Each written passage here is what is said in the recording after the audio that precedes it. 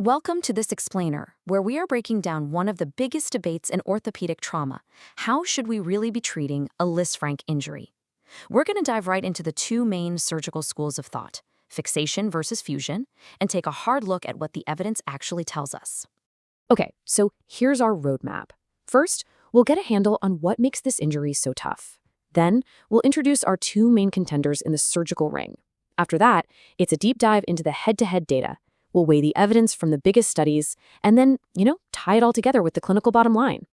So, first things first, why is this specific injury such a headache for surgeons and, more importantly, for patients? Let's really set the stage for why this is such a challenge. What we're talking about here is the absolute core of the foot's architecture, that tarso-metatarsal joint complex. When you get an injury here, whether it's a fracture, a ligament tear, or both, the entire midfoot arch becomes unstable. It's really like pulling the keystone out of an archway. The whole thing can collapse. And here, you can get a really good look at what it takes to fix it. This X-ray shows all the hardware needed to piece things back together. You can clearly see those plates and screws working to get that critical alignment back between the tarsal and metatarsal bones. So part of the challenge is just how rare it is.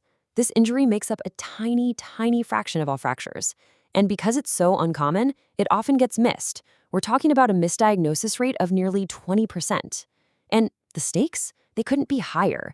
If you miss this or treat it improperly, you're setting someone up for a lifetime of chronic pain, arthritis, and serious disability. So this is really the key point. No matter which surgical technique a surgeon chooses, the end goal is always the same. We have to give the patient a foot that's stable, sits flat on the ground so they can walk normally, and, most importantly, a foot that doesn't hurt. And that shared goal brings us right to the heart of the debate. To get to that stable, painless foot, surgeons have two totally different ways of thinking about it, two completely different philosophies. So, in one corner, you've got open reduction internal fixation, or ORIF. The whole idea here is to preserve the joint. Think of it like putting up internal scaffolding. You hold the bones perfectly in place while the body's ligaments heal up around it. And in the other corner, you have primary arthrolysis, or fusion. The philosophy here is to stabilize by just getting rid of the damaged joint entirely. You're basically welding the bones together to create one solid, stable block. Okay, so let's get to the good stuff. Let's look at the data and see how these two actually perform against each other in clinical studies. This is where the rubber meets the road. Now, if you just glance at these X-rays, the hardware might look pretty similar, right? But the surgical intent is what's worlds apart. That fixation on the left, that's temporary scaffolding. A lot of the time, the plan is to take it out later. But that fusion on the right, that's permanent. It's designed to get those bones to grow together and never move again. Okay, this is where it gets really interesting. Look at the reoperation rates. A huge level 1 study from Henning and colleagues found a just staggering difference. Almost 80% of patients who got fixation ended up back in the operating room. Compare that to the fusion group, less than 17%. And the main reason for that huge gap is that planned hardware removal in the fixation group. But, fewer surgeries don't always mean a better functioning foot. When we start looking at how patients actually do, the picture gets a little more complicated. That same Henning study, they didn't find a big difference in function. But when you start to slice the data and look at specific injury types, like the severe dislocations in the Persner study or the purely ligamentous injuries that Candil looked at, a pattern starts to pop out. And that pattern clearly favors fusion. And there's another really important piece of the puzzle, keeping the bones lined up. One study found that in those really severe dislocations, almost half of the patients who got fixation ended up losing that perfect alignment over time. It suggests that the scar tissue that forms just might not be strong enough to hold everything together in the long run. Of course, we have to talk about money. From a purely financial view, there's another angle to consider. A big analysis showed that the initial surgery for fixation is quite a bit cheaper than the initial surgery for fusion. But, and this is a big but, that doesn't account for the high cost of that second surgery for hardware removal, which, as we saw, is pretty likely. So, we've got all these competing bits of data. What happens when we zoom out and look at the highest level of evidence we have? I'm talking about the big meta-analyses that pull all the studies together. Well, a brand new meta-analysis from just this year gives us a pretty clear picture. It basically says that fusion gives better results in the short and medium term, but it also gives us a really important warning.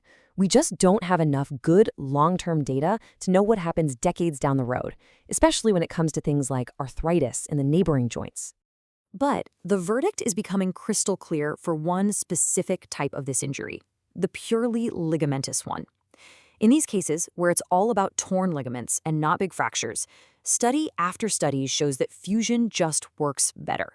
It completely sidesteps the whole problem of trying to get ligaments to heal, which can be, really unpredictable.